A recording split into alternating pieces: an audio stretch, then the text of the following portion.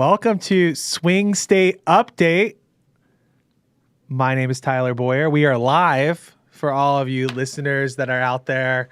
We're excited to be joined today by State Representative Austin Smith, who's also our new enterprise director, senior enterprise director for our Chase the Vote operation. And to my immediate left is Brett Galashevsky. Did I say your name right? You did. Which I didn't do the first time I introduced Brett at a public event. And my mom still brings it up.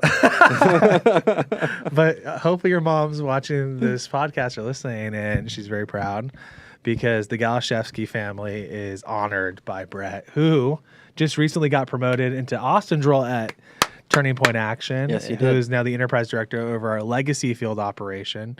And those of you that know Brett G, I think actually on Twitter it says Brett Gals. B Gals. It's B Gals Wisconsin WI. Yep. So if you look up his Twitter handle is at B Gals WI for Wisconsin.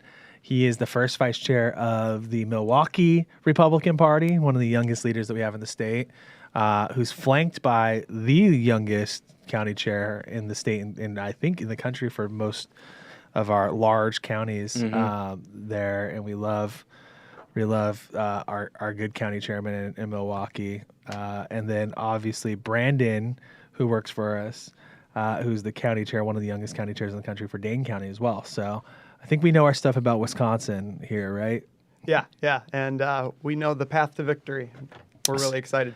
So Austin had a really big day. Today was the first day of legislative session in Arizona, which is an awful day because that's the beginning of a bunch of me having to kill a bunch of people's bills. Bunch of 20-something thousand a year, legislators down there. Obviously that's not Austin, but Austin is holding the line with the Freedom Caucus. And great looking suit, Austin. Thank you. Amy picked it out. She said it would look really good. So I have no taste, so she picked it out, and so I wore it for opening day. Amy has great taste. She does have great taste. So, opening day. I don't know if you guys saw it or not. I think I sent the screenshot over to Sadie, but obviously people are just writing bills right now going into session, and I had some crazy Democrat send it to all of us on our legislative email. And was saying that she has a couple bills. Oh, they got it pulled up there. Well, anyway, these Democrats were trying to bring some bills in, like change your gender on your birth certificate and ban police cars. And she was very upset that I posted it on X, and she called me a trash-ass legislator. And so I saw her today, and if looks could eat, she would have eat me. So just saying that. I mean, you did look very nice in that suit, but it wasn't the normal pink frosting and sprinkles that she was used to. So no. I'm gonna say this. This is so funny. So that tweet, if you're listening at home and you're on podcast, the tweet that got brought up, Austin tweeted out this radical leftist that is in the state legislature. Her name is Ana Hernandez. She looks not great. Her legislation though that she's producing is much worse. Can we agree with that? A very unserious piece of legislation, but she's totally serious about it. She's very serious about it, and she's trying to ban police cars. Unmarked police cars. And trans your kids. She's one of these, radical leftists. So. Repeal stand your ground laws, and was very upset that I posted it on X. I got a pretty good following on X, and she was very upset. Yeah, she was very mad that I posted that. So I don't care. Like if you're gonna just write trash legislation, at least stand by. And she got very mad. No, she called you a trash ass legislator. But if you're gonna why did she call you that? Because her stuff is trash, and I let everybody know about it. Because you tweeted about her legislation? She was like, it was very bad form for you to post it until I filed. I'm like, I don't care. I really don't care. Post mine. I'm like, I'll stand by mine. But she was like, you should probably just tag me next time. And I was like, well, I thought I was doing you a favor not putting your name on it, but everybody else can see how freaking crazy you guys are now. So here you go, everybody. So that's what we're dealing with in Arizona. Invite. By the way, open invite for Representative Hernandez if she ever wants to come on. She wants to come on? That's fine. We can talk about her crazy policy ideas. We will have a lot of fun with that. Yeah, come on. We'll put her right here. We're down. Seat. So, okay. So today we have a wonderful, few minutes together where we're going to run through a lot happening. There's a lot happening in the country, Austin, Brett. Brett has been the longtime manager overseeing Iowa. We'll actually give Brett the opportunity to introduce Gloria here in just a second. So we'll get to that in just a second. So we'll talk about what's happening at the Iowa caucuses, what's to come in Iowa, hear from our pro on the ground, Gloria, who's one of our best that we have in the entire country, is in Iowa. We'll talk about that. We're going to jump right into the Nikki Haley craziness, what's going on with that. We'll remind everybody a little bit about Nevada, head back to Nevada and listen to the last week's episode that we had with Sigal Chatta when we talked about that. And then we are going to jump into talking about today. Remind me, Austin. Oh, RFK. And the Charlie interview. Yes. Because this is really important stuff that we need to focus on. We need to chat about a little bit, have a little bit elongated conversation. And then we'll wrap up with Wisconsin. So with that, Austin, go ahead and introduce Gloria. Yes, Gloria Senecal, one of our best field reps in the state of Iowa. And obviously first in the nation. She's been a stellar grassroots activist, came on with our staff earlier last year. Gloria, welcome to Swing State Update. Excited to have you. Oh, we think you're muted. I'm not. I think it's on your end. We got you. Yeah, there you are. There we go. Welcome. But I'm happy, guys. Thanks for having me. How are things shaping up in Iowa for the caucus? Busy, very busy. So I've spent most of my day today going through our grassroots list and calling through that to make sure people know how to become a Central Committee member. So as in Iowa, we call it Central Committee members. I know in other places, precinct committeemen, and also working in delegates to go to the county conventions and state conventions, all that fun stuff. It's going to be very interesting to see what happens because currently we have a bunch of snow happening outside, and it's going to be super, super cold on caucus day. So it'll be interesting to see how much turnout comes based off the weather, but also to see how motivated people are to represent their candidates that night. So do you think because if there's crazy weather and there's a bunch of snow, a lot of people are still going to turn out for Trump or DeSantis or Haley? So based off the lines I've seen for President Trump, it's been freezing the past several events that he's had. And as far as I know, he's one of the very, if not the only candidate that has the lines to be so long outside of his events. And these people wait for hours and hours and hours outside, just hoping to at least get the back seat in order to see President Trump. So if that doesn't speak volumes for them actually coming out on caucus night to caucus for President Trump, I don't know what else does. Yeah. Gloria, tell me a little bit about, Brett spent a lot of time. Brett and Austin actually were just in Iowa with you. We just saw President Trump in Iowa. So you guys were just with President Trump at the Run Gen Z conference. So shout out to our good friends at Run Gen Z. Joe, who's a former state representative, runs that, does a really tremendous job. Mason from Texas, who's been instrumental in helping them. You guys had 100+ candidates from all over the country that were there. What an incredible event. But let's talk a little bit about how's Iowa shaping up. So I think there's a lot of people who are really looking at Iowa, and I want to get Gloria's take on this first, and then we can chime in here, boys. But, a lot of people have been looking at Iowa saying, are the polls real, right? So Trump is leading polls across the country by like 50 points. In Iowa, I think the most recent one I saw was about 20-something points. I think it was 22 points was the most recent poll I saw. Yeah. What is your feeling on the ground of how this election is going to turn out, and this caucus election, this caucus vote? And do you think that Trump is going to exceed, or it's going to be less than what the polls are showing in Iowa? Ooh, and why? The poll question. So based off of a lot of the different conversations I've had with not only just people I've talked to on the ground, but also just watching how different operations are done. I do think that President Trump has the best ground operation here in Iowa. So I think that will really affect turnout in a positive sense. For example, like I've gotten mailers from all the different candidates because I live here in Iowa, obviously. So President Trump's team is the only team that actually put the precinct that I'm supposed to go caucus in on that mailer. And I've heard different conversations from other campaigns, and they don't even have that much ground operation going. I know that some of the other campaigns do, but I haven't gotten a mailer with that information on it. But Who knows why? I think that he's going to do well on caucus night. Whether it's going to be exactly what the polls are or not, I'm not sure. As we know, sometimes polls can be inaccurate. I do know that the largest victory in Iowa history was 12 points, and I do think that he will exceed that. By how much, Wow. I'm not sure. But that was done by Bob Dole. I think it was 1988 is when that was. Don't quote me exactly on that one, but it's going to be very interesting to see what happens that night and what happens from there. But tell me why. I mean, Gloria, give me something that's on the ground right now of what is reinforcing your feeling. And again, this is just totally your approach from Iowa. So none of us are there. You know, honestly, I feel like a fish out of water when I'm in Iowa. I don't know why. I'm like the opposite of like the closest to farm boy I am is like, you know, now 2 generations out from being like a cowboy farmer rancher. But you grew up around the farm fields in Gilbert, the alfalfa and the dairy I definitely farms. sneezed a lot. A lot of you grew up in rural alfalfa. Gilbert, so I grew up there, but you know, you have a better like indication of what's going on. Give me like some kind of story that's going on right now where you're going, oh my gosh, yeah, this is how I know for a fact, and then give us one thing that you think is going to happen that nobody's expecting.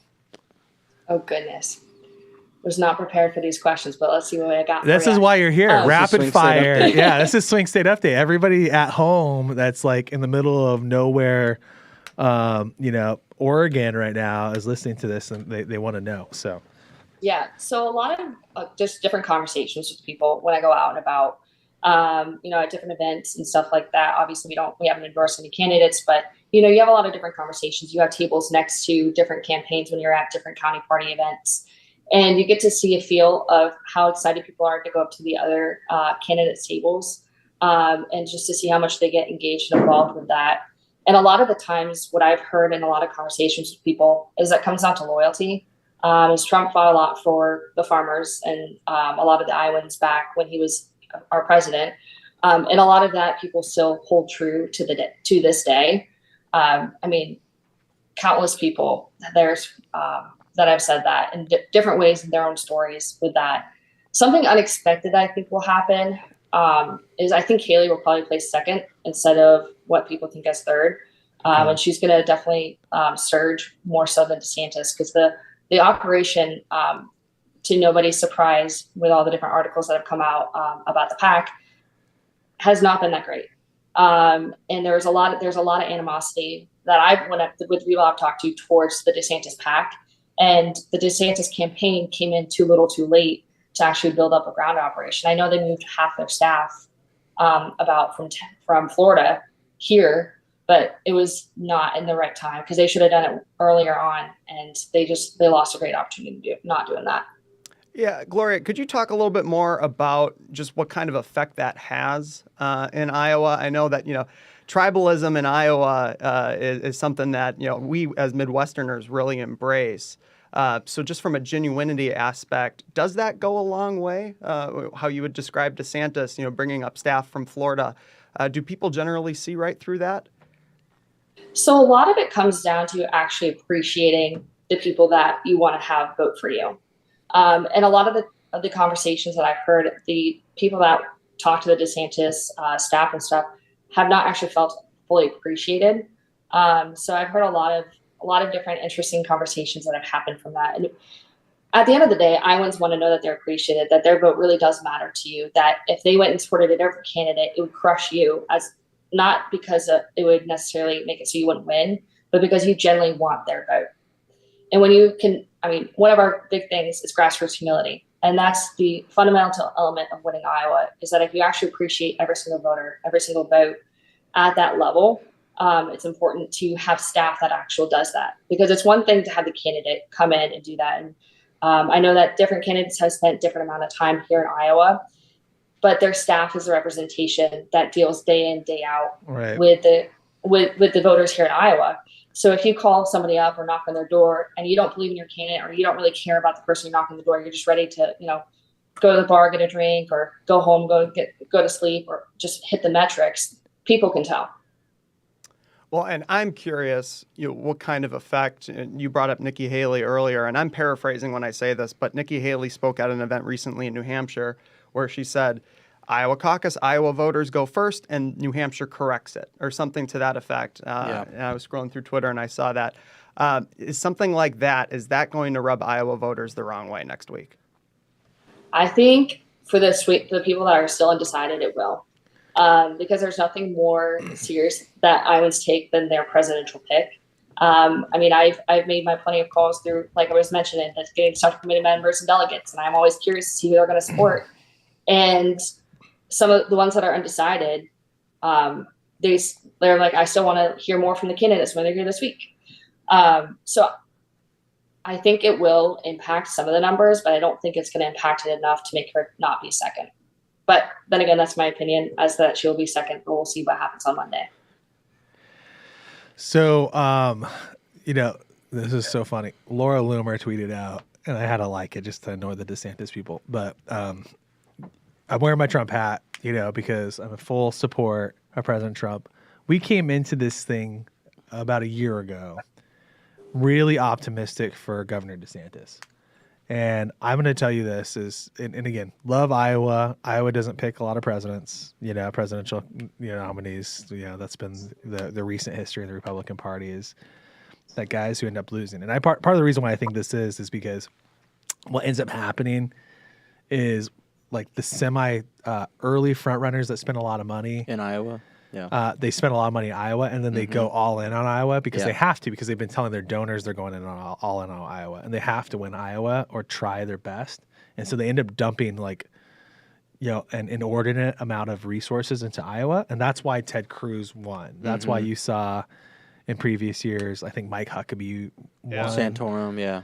And other, because there's those, I can't remember. It was Cruz. Gloria probably knows. So it's Cruz won last in 16, and then 12 it was Mike Huckabee. Was it Huckabee? Yep. Was Huckabee 08? I seem to remember. Huckabee, right? No. Rick Santorum won it too. That might have been 2012. I wasn't old enough to be paying attention.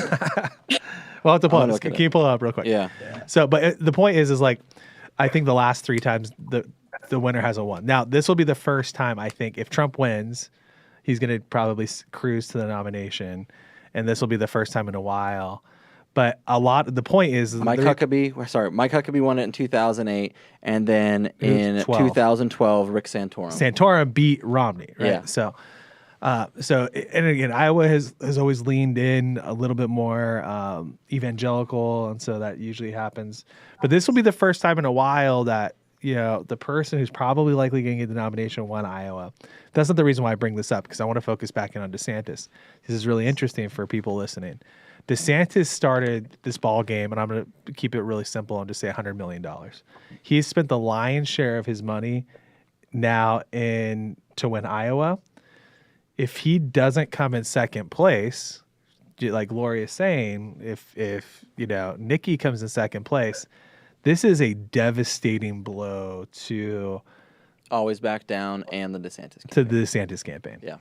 And when I say campaign, I mean like the future of Ron DeSantis, because I think people looked at Ron and they said he could win Iowa. Like he really is like, I can see him not winning the nomination, like in years past, but I can see him maybe pulling out Iowa.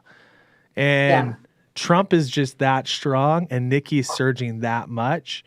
That's a crazy thing. So A lot of the donors have. Sorry, go ahead, Gloria. Gloria, go ahead. I was going to say, when right before DeSantis actually officially got in, he was polling right up equal to Trump, which set that expectation Totally from the donors for him to actually be able to beat Trump. And that's why people have looked at him, is that they look at him as a Trump alternative that still has similar values. But as we've seen over the past couple of months, it's very clear that he's not a Trump alternative.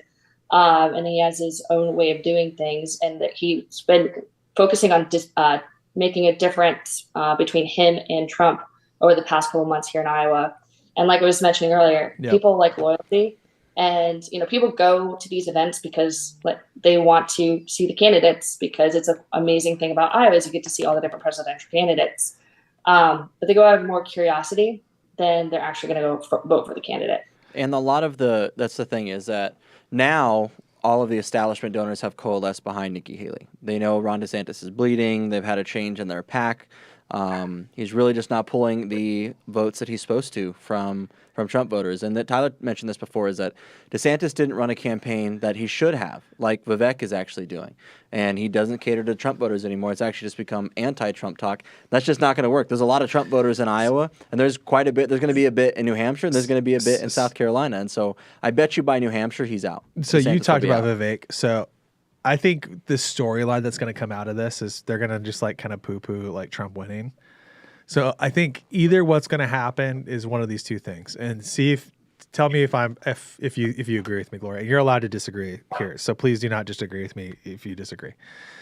Yeah, we're going to put your face up so like I can see your reaction when I say this. Okay, so number one is either Trump is going to lose. He's only going to win by, like 10% or something, and so they're going to try to come out with a story that like Trump Didn't perform that well. significantly underperformed expectations, right? Like, so that's going to be one, or two, which I think is more likely. I think Trump's probably going to like hit or exceed expectations, but two, they're gonna focus in on Vivek, and they're gonna say Vivek is a total loser.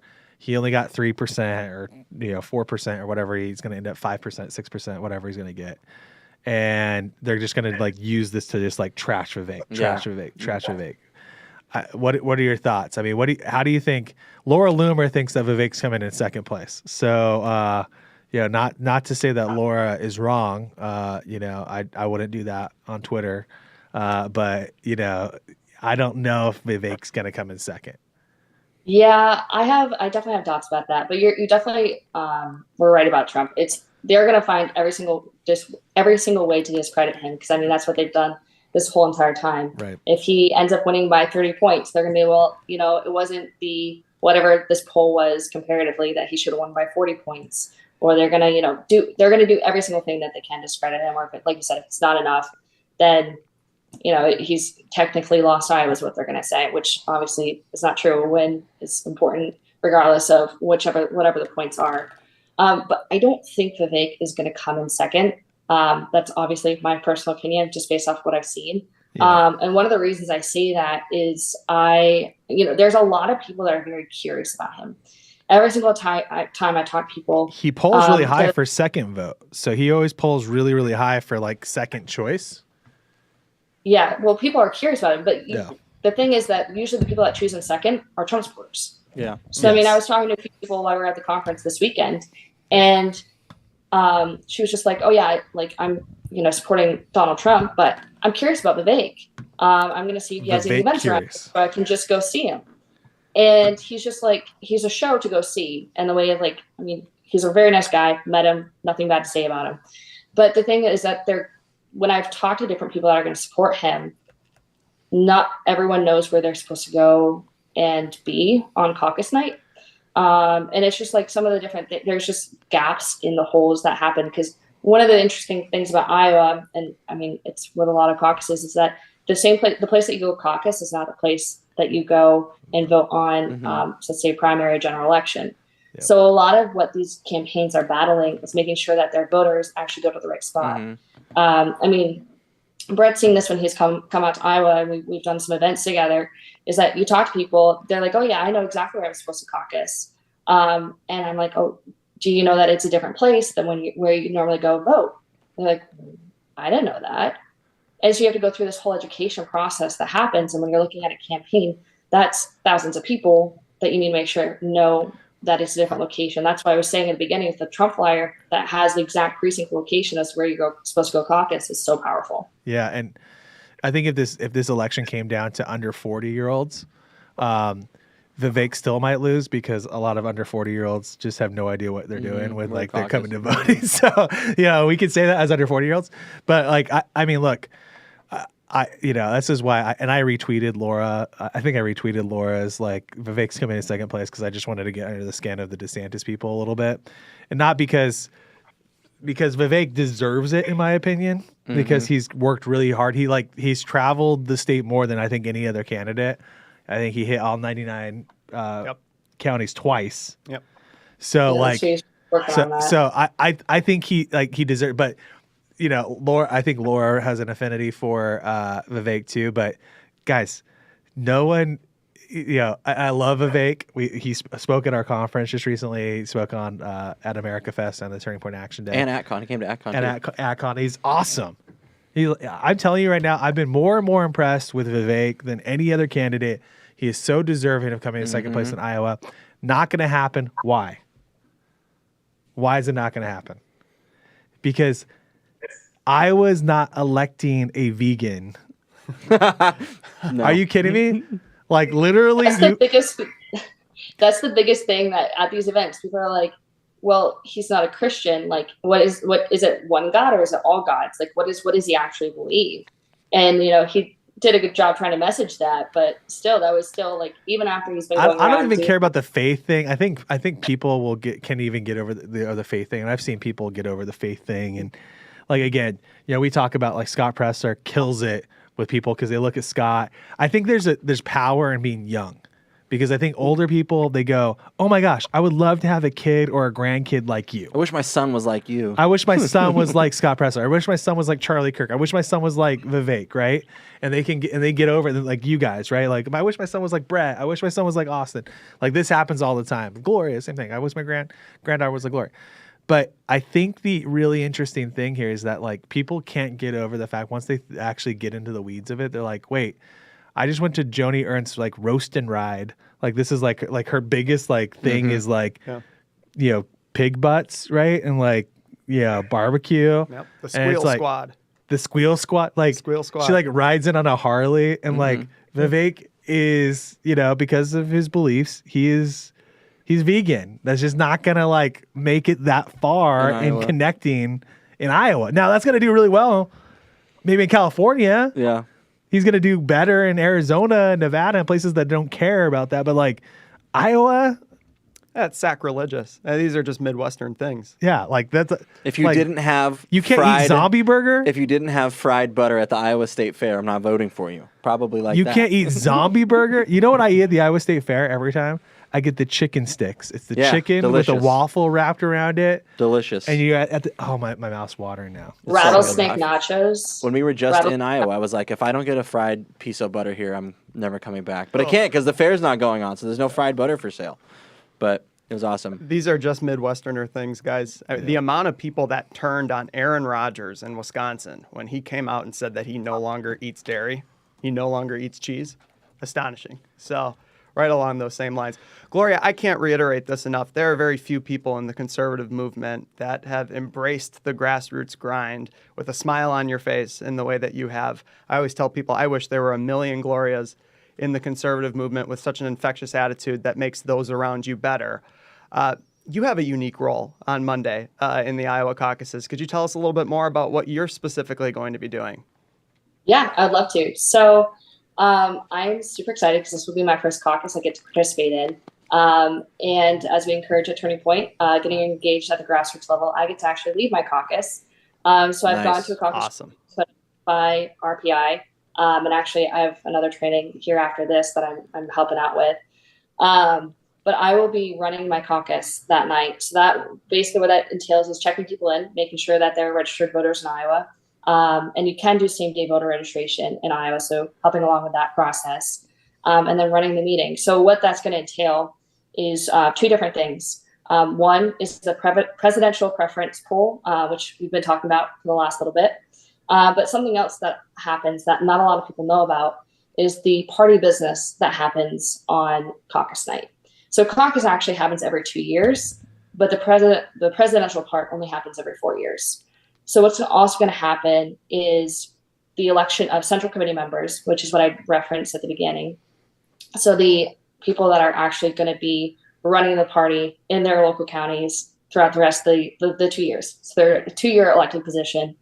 And then also delegates. So the delegates that are elected on caucus night, and I plan on being one of them, are going to go on to the county convention, and then from the county convention to the district convention, from the district convention to the state convention, which is actually one of the reasons why I was first in the nation, because it takes so long to go through the process to pick the delegates for the presidential nomination that they put us first because we have all those different conventions to go through before the official delegation is sent to the RNC. Well, and what a lot of people don't know is that Iowa was really close to losing their first in the nation status this time around. And this is something that Iowans have embraced, over the last couple decades, being first in the nation. It's more than just a concept, it's a lifestyle. How important is it that Iowa was able to preserve their first in the nation status? I mean, I think it's definitely a point of pride, because being first in the nation not only gives you the ability to tell the rest of the nation what you think about all the candidates, but you also get the opportunity to meet all the different candidates. I mean, I've had the different people from Wisconsin and from Arizona and all these other people when we've had events here in Iowa. They come in and you get to meet all the different presidential candidates. And there's only 4 early states that you really get to have such a low level, I guess that's not the word, but to use for it. But you actually get to go meet all the candidates and not large venues, and you actually get to meet them, interact with them. And being first in the nation, as I've talked to the different grassroots activists and even just people that don't really know what's going on, it draws you in and brings different voters in that wouldn't necessarily vote otherwise from the different conversations that I've had.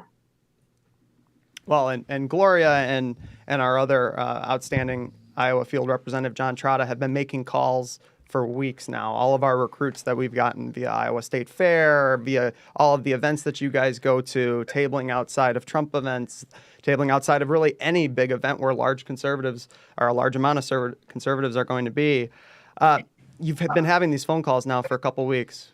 What have those calls been like? What's the attitude of the everyday Iowan? How do you feel about turnout? Give us a little bit of an insight what we can expect on Monday night. So it's going to be fun. I think turnout is going to be like other primaries where there's some people that will be out of town and are not coming, but they wish that they could come. But they already have events or vacations scheduled. And I've tried to convince them otherwise, but they still decided to go on their vacation, which is understandable. Not really, but whatever. But caucus is unique because you have to vote the night of. You can't do a mail-in ballot. So everyone that does not show up that night doesn't get to vote. I think turnout is going to be larger, just as large as it was in 2016, if not larger. At least that's what we're preparing for. People are really excited about this, but also at the same time, they take this very seriously this time around, especially because whoever they vote for is going to help protect our nation, because they really see it as either we win this year or we don't have a nation. Right. So there's a lot of people that when I talk to them, they have a very solemn attitude about it. Because obviously we're excited to have our candidate win, whoever that is. But at the end of the day, we want America to win. And that's a lot of what Iowans are taking this duty on Monday, to not only preserve Iowa's first in the nation by running an effective caucus, but also to preserve our country by electing a solid Republican to be our nominee. And Gloria, before we let you go here, again, just want to reiterate how grateful we are for you that you're on the ground. Absolutely. Yeah, we're so excited for, I think the outcome is going to be, like you said, a strong Donald Trump win. I think this is probably going to usher in hopefully a swift but exacting Donald Trump domination through the next following primaries here and caucuses that we have. We have the Nevada caucus. Again, I encourage everyone, you're going to become more familiar with caucuses probably because, unfortunately, the Democrats are trying to take people off ballots. And so there's a good workaround for that. We talk about that a lot, and I think it was last week's episode with Segal. Mm-hmm. So if you go on and listen to that about the Nevada caucus, get the download with that. But again, thank you so much for all that you're doing out there. We appreciate you so much. God bless you. Thanks for having me. And for any Iowans that are listening that doesn't know where their caucus location is, reach out to me. I'd be happy to help you find it. You can find Gloria just on right on Twitter. Why don't you give everyone the Twitter handle? And is there a good Prime link that people can go to find their caucus location as well? They can, as long as you know your precinct, the Iowa GOP has a link on their website that you can go to. And if you have any problems with that, my Twitter handle is, it's right up there on the screen, @SenecolGloria. And feel free to message me. Good work. We appreciate you. Let's go right to the Nikki Haley clip. And we'll talk about how Nikki Haley's probably not going to win Iowa because of things like this. Let's roll the Nikki Haley Ukraine clip, please. You should know at the United Nations, Ukraine was a great friend to us. They voted with us on almost everything. They supported our initiatives without me even asking. Here you have this pro-American, freedom-loving country that was invaded by a thug. 500,000 people have died and been wounded because of Putin. Now, I will be the first one to tell you, I don't think we should ever send cash to any country, friend or foe, because you can't follow it. You don't know how they spend it. Yes. I don't think we need to put troops on the ground, and the Ukrainians don't want them. They want to win this on their own. But I think we need to give them the equipment and the ammunition to win. Wow. So here we go. I mean, this is pretty much the dividing line between Trump versus Nikki at this point. You know, and everybody else is just kind of falling by the wayside in Iowa. Is Nikki Haley is just neocon Nikki, and you got, you know, That's what happens when AFP comes out and endorses you right away. You got to go full neocon and never go full neocon. So here, but let's make this let's make this very clear. Americans for Prosperity sold themselves for decades as libertarian. Mm-hmm. Can you tell me one libertarian thing that woman just said? Not one. She's like, I really want to go to war, but they don't want us. Wait. So the Ukrainians And the libertarian position has always been, don't just send blank checks to foreign countries, ending foreign aid. And she wants to send unlimited amounts of cash constantly to these conflicts. And look, here, you know, I love the whole, you know, asking Nikki, like, name one province in Russia, name one province in Ukraine. Do you know anything, right? Like, none of these people. And for full clarity, I lived in Russia. I served a mission in Russia. I speak fluent Russian. I spent some time in Donetsk. I spent some time in Armenia. I spent some time in the pre-Baltics. I speak fluent Russian, like half the country of Ukraine. I hate Russia. I hate Russian, what they've done to their people, right? I dislike Russia. I think Putin is, you know, is not to the level of Stalin, but he's a Stalinistic oligarch, you know, loving, you know, guy. And He's Soviet Union alumni. But Ukraine is just as corrupt and just as bad, and we're not going to get into all that. But here's AFP. AFP for years sold itself as this libertarian think tank, driving force. We're going to build a grassroots army, but we're going to be super like anti-war and super pro-weed and super, you know, pro-abortion. Honestly, like allowing that in and just talking about it, and like it's like all the antithesis of everything that the conservative movement is today. Yeah. That, I mean, that's they said they were all, you know, they are now supporting the pro-war person, right, with all these other baggage elements here, and they're antithetical to anything that they ever stood for at any point. That the quote from that article: a third of voters in 6 swing states said they thought America had spent too much on supporting Ukraine, while a large minority in 5 of the 6 said aid should now be cut. It's a mainstream position to not be so pro-war, so pro just sending a blank check to Ukraine that's trying to fight a losing war. And Iowa voters are probably going to be very clear about that, and New Hampshire voters in the coming weeks. I think this will be this. I mean, this is going to be a general election issue, but I think it also impacts the primary. That's why Trump's winning by so much. Well, and here's, you know, this is like, this kind of rolls right into like the bigger picture here.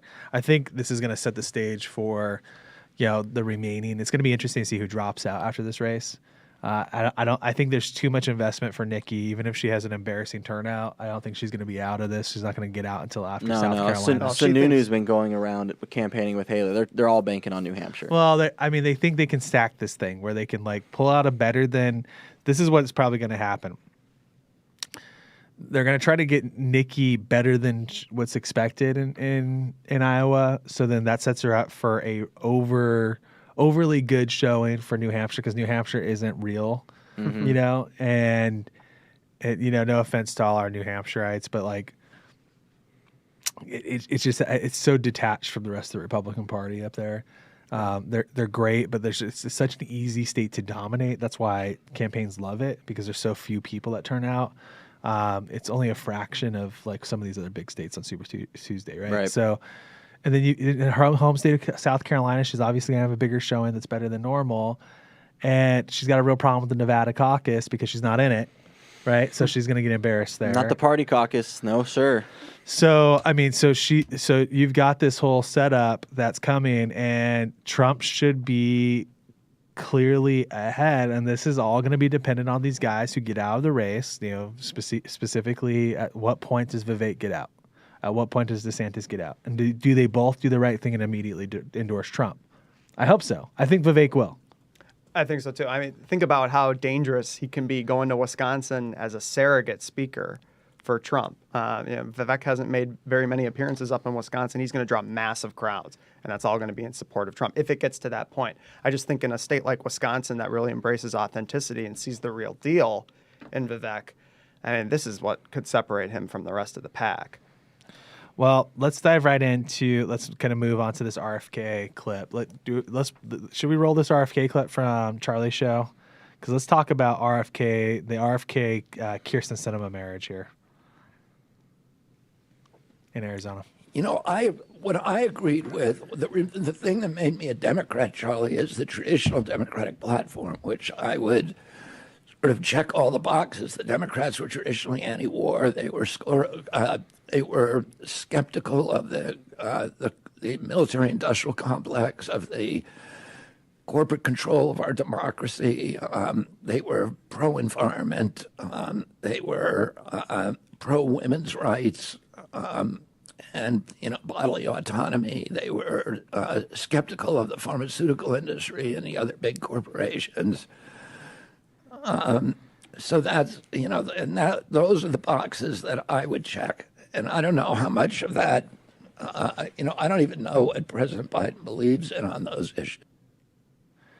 So, okay, so if you didn't catch this, we're gonna tweet out. I'll have the Turning Point Action account tweet out after we get off the live stream here.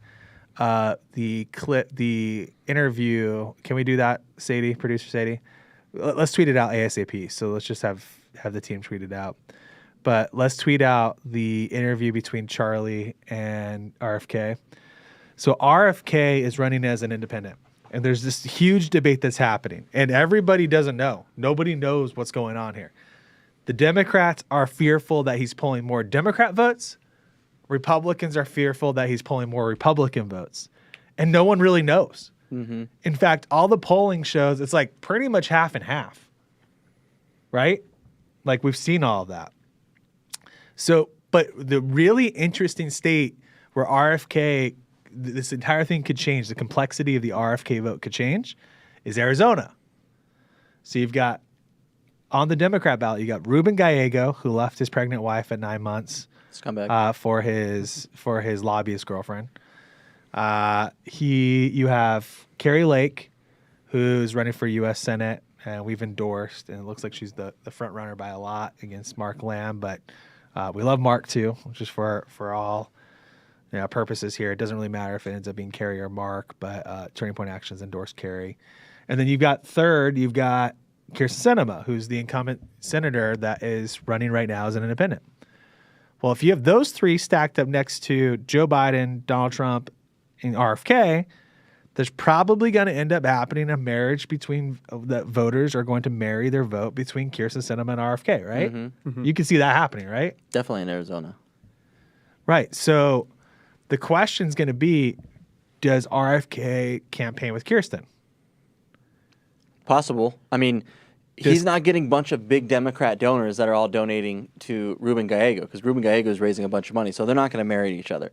Sinema's already won a statewide election campaign, and she's going to cater to the party not designated independent voters. We've got a lot of them. And they normally split the majority of the voters. Yeah, and so majority of voters in Arizona are independent. They're not really independent. They're what's called party not determined or designated. Which is P&D, which means that they just didn't choose a party. And I don't think a lot of them, because in Arizona the law is they can request a party ballot to vote in a primary. I don't think you're going to see a lot of P&D people, Tyler, vote in our primary this year because Sinema is also on the ballot, plus RFK during the primary. So it'll definitely, a public policy survey that was out with all three of them, Gallego at 48%, Kerry Lake 43%, and a hypothetical head-to-head. But if they are together with Sinema, Gallego gets about 41, Kerry gets 36, and Sinema gets 15. Now, there's no. I mean, this is all the polling. I don't trust any of the polling, especially here in Arizona, because it's been wrong for such a long time. But what really matters is who gets the most ballots in the mailbox. 100%. That's what it's going to come down to. We know exactly that the low propensity voters in the state can swing it one way or another. And so you've got Mark Kelly, who bested Blake Masters this last time around with hundreds of thousands of votes because there's only 2 of them on the ballot. If Carrie Lake can run up the score with low propensity voters in the state, she's going to win. I think it's easier if RFK and Sinema are married together, campaigning together, and Kerry just gets a bunch of low R votes. I think she beats Gallego. Well, here's the interesting part. So, no one's going to focus this much on Kyrsten Sinema, and a lot of people, in fact, think that Kyrsten's going to drop out. So, I don't know if RFK looks like he's doing pretty good here. I don't know if she will. Here's the deal.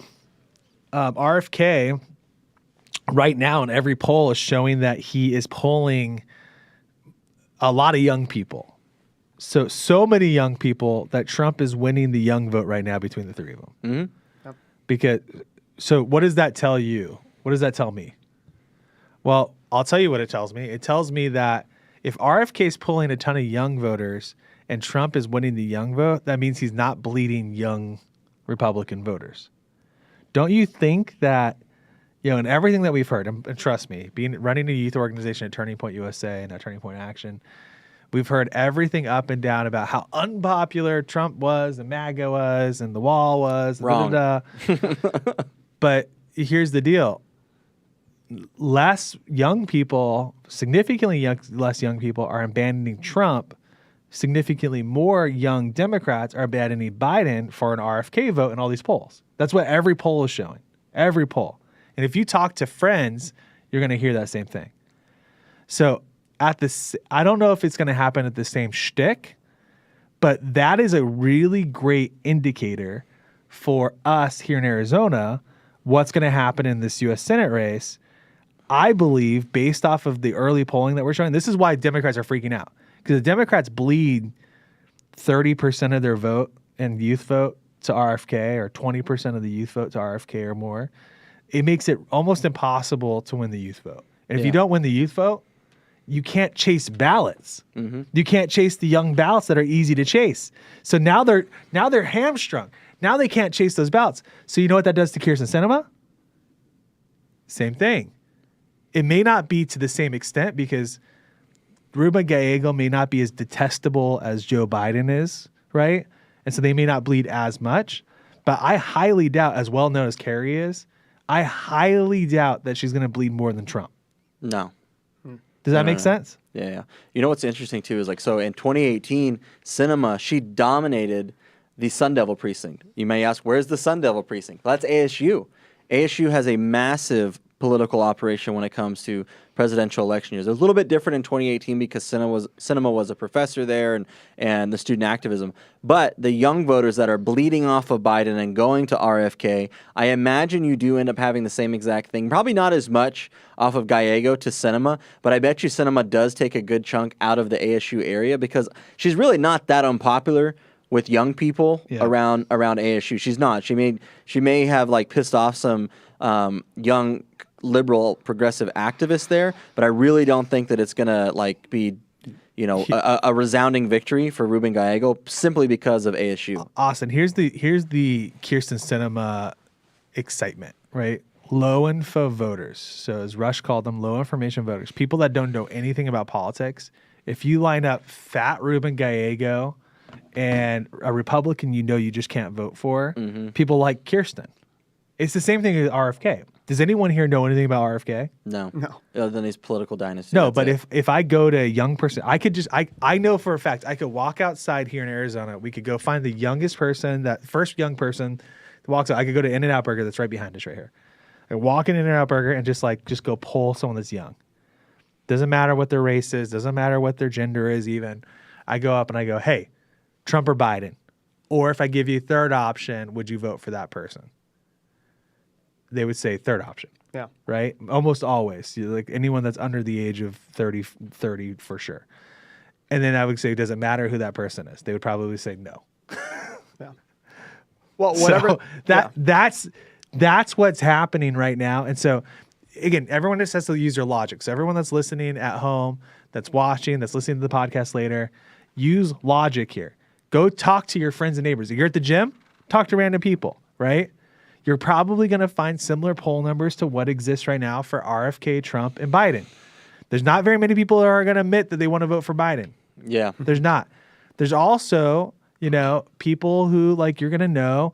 Find somebody that you're like not sure where their political leaning is and say Trump or Biden and just put them on the spot, right? Trump or Biden, just say it just like that. And when they say, and when they're like, and they're stuttering, be like, or I give you third option. And they're like, well, who's the third option? Say, it doesn't matter. And they're probably gonna be like, haha, no. I guarantee you almost every time they're gonna be like, haha, no, I'll probably vote for that person. A low information voter, as Rush Limbaugh used to call them, right? Folks, I'm telling you, you gotta take this seriously. Low information voters do not follow politics. They do not care. They do not have any understanding of what's going on. All they know is media, media, media, media. And the media has trashed on the left and the right Biden and Trump so much, they're going to be good with anyone. This is going to have a greater impact with young people than it is older people. So if Trump can hang on to the old people, right? Mm-hmm. RFK is going to pull down way more vote than what's expected in the youth vote. Well, those young people that you give them the option, Trump or Biden, and they say Biden, and you ask why, 9 times out of 10, they can't give you an answer without mentioning Trump in that sentence. They can't say why they support Biden without mentioning Trump first. For those students, and we'll just round it out to students here because that's who I've predominantly worked with over the last 4 years. You ask a student about the third option, whatever the opposite of not woke is. I don't know what that word is. But I think that's what a lot of young people, especially in the Rust Belt states, especially up in Wisconsin where I am, that's what they want, right? COVID accelerated that. They had their college experience ruined by the progressive left. Mm-hmm. And you see a lot of young people saying, look, I'm not leaving the Democratic Party. The Democratic Party is leaving me. And they're realizing that at 18, 19, 20 years old. Did you notice, too, we don't have the clip, but earlier this year, Trump went to the Clemson and South Carolina game. Oh, huge. And the place erupted. And it's all college students that go to those young games. People. Yeah, and it's young families. And it's young families. Love Trump, man. Iowa State. even when Trump would go to like the Army and Navy games, those are all young cadets. The place would erupt for Trump. I know he's the commander-in-chief, but it's genuine. It's real. And we interact with thousands of young people all the time. Trump, and if you go to a Turning Point Action event and you see our polls, young people overwhelmingly support Donald Trump. And, some of them are not apolitical, but they're conservative. Maybe they're not Republican Party activists, all of them, but they are overwhelmingly backing Donald Trump. Well, I mean, growing up, who did I have to look up to in the conservative movement? Mitt Romney. Right. Paul Ryan. Yeah. People who, represented low what caliber. I thought, but I didn't want to go out and get a beer with Mitt Romney. Yeah. Donald Trump comes along 2015, 2016, starts speaking my language. He starts talking like my favorite uncle on Thanksgiving. That's somebody I want to go out and knock doors for. That's how he was able to capture the pulse of the college campus. Well, and that's the other thing too, guys. Like people have realized, and young people have realized, and this was from AtCon, the graphic that we just put up, that Trump won like almost 90% of the vote. I think what it was it 87%? Was that what it said? Mm-hmm. 85%. Yeah. And then the second choice for president was Vivek.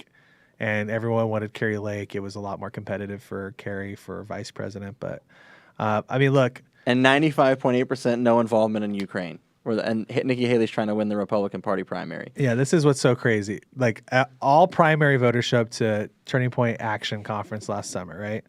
And 95% are like, no Ukraine. So that's why, you see, her dancing around that. But anyways, back to Arizona. Kyrsten Sinema. This is really unique, right? Because I think you could end up seeing Kyrsten, and I think you could end up seeing, I don't think RFK will perform as well as Kyrsten in Arizona, because I think Kyrsten has a base here and people like her and whatever. I think Kyrsten will probably tap out at about 25% in the vote. I think RFK's ceiling probably here is probably 20%, but that's really high. Yeah. And what that means then is you basically just have to get high 30s in order to win that race. You probably, because once you factor in for president, mm-hmm. you got Jill Stein, you've got all sorts of other crazy people on board. That's gonna change the complexity of all of this. And so, you've got a real problem on your hands if you're the Democrat Party in Arizona, if you want to fund this place.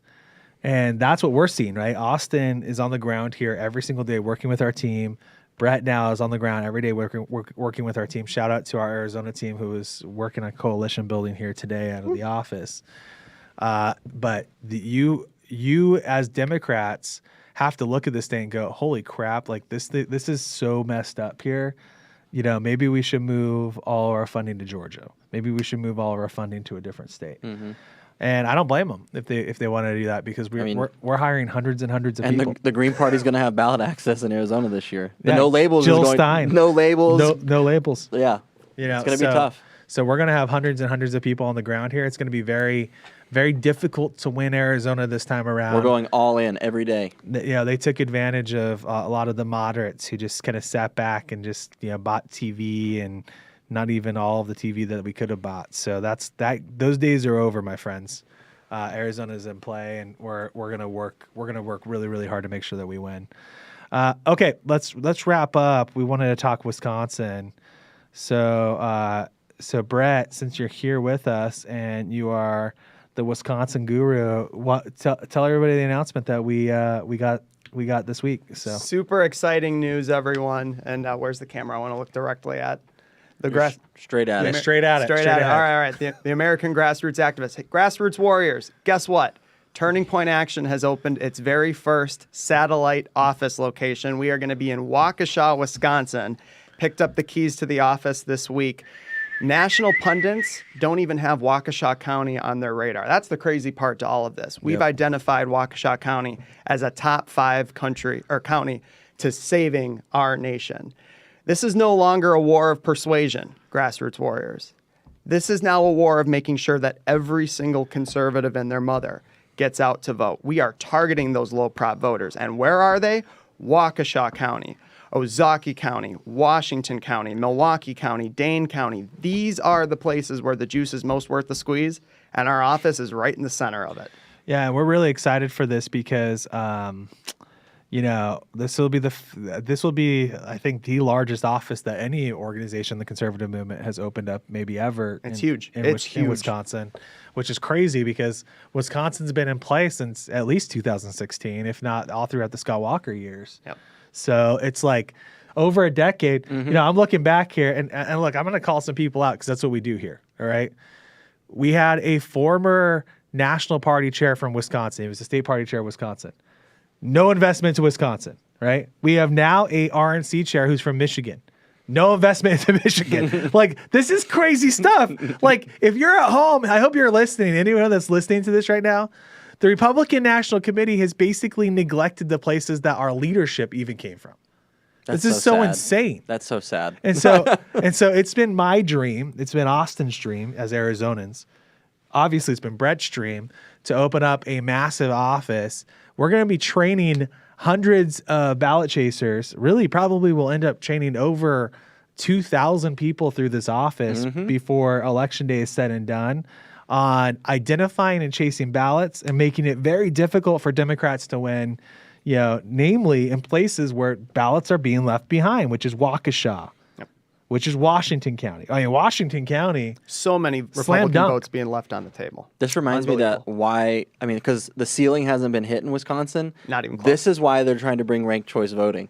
Because they know that these ballots are left there, and they're like, oh, they're not going to be able to. And once we have ranked choice voting, those ballots will be irrelevant. That's my theory. Those ballots will be irrelevant once they have ranked choice voting, and so we're going to go get all those ballots, and they're not going to win. Well, and here's the deal. Every town has a pub, right? Every town has their own little Packers Every bar. town has many pubs. and many pubs. Well, at least they have one that I've seen in every single one of these little towns. Yeah. And here's the deal.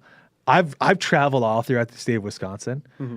Me too. I can't remember who I was with. Was I with you? I was with some. Yeah, when we were driving. Yeah. Remember we were driving back with Lauren and Amy, and we were coming back after the Packers game. After the Packers game, yeah. because we have a minority owner here at the Packers here.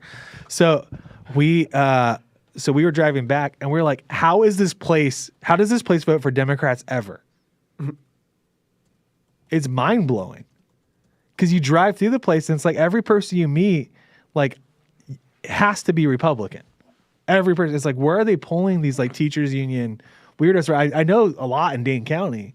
Right. I know there's been a lot of in inner city, but like most of the state is like deep, deep, deep red. Mm-hmm. Like tattoo Trump's face on your back red, right? Yep. It's weird. Well, and we've looked at the numbers. We've done deep dives into it. Counties that we're used to racking the score up in, yeah, we're still winning them, but they're by 2 or 3 points less than we usually do. I put it in perspective this way. Republican candidates used to win Ozaukee County by 30 points. Republican candidates are winning it by 5 points now. There are so many Republican votes that are being left on the table. This isn't a big deal when it's 1 or 2 counties, but when it's 10 or 12 counties that we're going to be activating a huge number, literally hundreds of ballot chasers into, these are those extra 2 or 3 points we're looking to make up. Well, and this is the exciting part. We'll throw up this graphic. So this is where the work that's being done. We're opening up this office because we have dozens of jobs being posted right now. The first tier of jobs that are being posted are in Arizona. So Austin Smith, who's here, that is what his job is. He is I'm interviewing building people the team right now. Apply right now, tpaction.com/careers. If you live in those cities or in adjacent right next to them, apply. We're building them out here in Arizona. I've been doing interviews for the last couple of weeks now. I've got some more this week. We're building the team right now. tpaction.com/careers. That's Mesa, Gilbert, Queen Creek, North Phoenix, Surprise, Peoria, Goodyear, Buckeye, Glendale, Anthem. Those are the places that we're looking for managers. We're going to be hiring dozens more full-time representatives for the Chase the Vote program. And then the exciting part is the next round of hires, we're going to be posting a similar graphic to this that's going to be public next week for Wisconsin. We're coming for you, Wisconsin. It's very exciting. So Wisconsin, we're going to have jobs posted all over, Waukesha, Pewaukee. We're going to have North Shore. We're going to have all over the place around Wisconsin. You're going to be seeing those go live. So if you're not... Oh, are those up already? Oh, they're up. Yeah, Ballot Chase Manager. Oh, okay. We can throw up this graphic soon. So we got in Port Racine, Washington, Mequon. Mequon. Yeah, I mean, we've got all these and these are manager jobs. So these are leadership roles that are going to be helping manage teams of 10 or more people. If you have a year of experience or just some experience in grassroots organizing, I'd encourage you to apply. If this is something that you want to do and spend the entire year helping get these ballots in the mailbox, and you've got a year of grassroots organizing experience with a conservative organization, with the party, with starting maybe your own organization, or maybe you were like the best, door knocker or voter registration person in the area in Wisconsin or Arizona, apply. Get out right now. This is the time these are paid positions. This is what the left does. They pay people to do things like this. We're going to do it as well, but we're just going to do it better. Well, I mean, look, I am excited for this. I know we're about at time.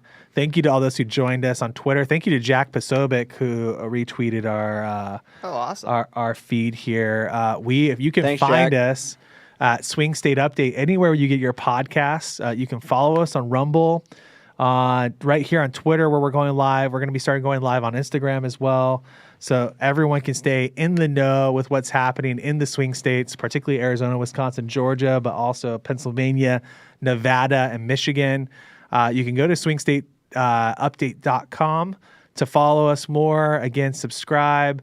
If you go on Apple Podcasts, on Google, you can download, subscribe. We ask that if you can subscribe, set up automatic downloads and give us a listen.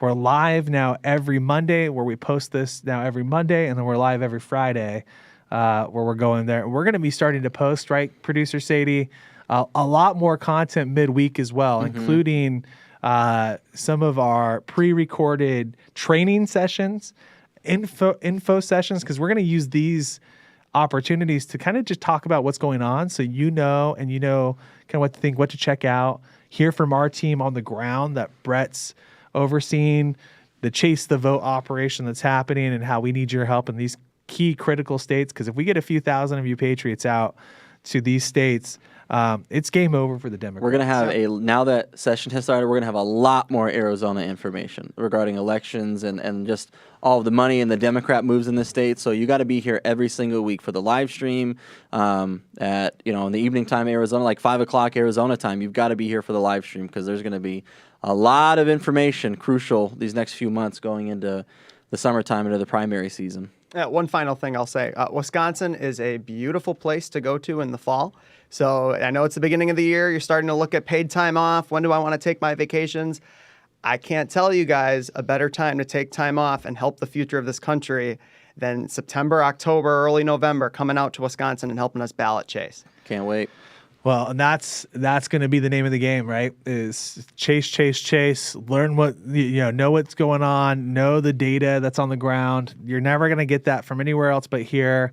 Please follow us, like, subscribe to Swing State Update. You're going to be seeing a lot more, between Charlie's show and everything else. We just appreciate everyone's support for our team that's happening right now. And we're looking forward to the weeks and months ahead. So God bless you guys. Brett, thanks for joining us. Thanks, Tyler and Austin, for having me. It's great to be here. Austin, good luck with legislative session. Pray for us. We will see you all this Friday.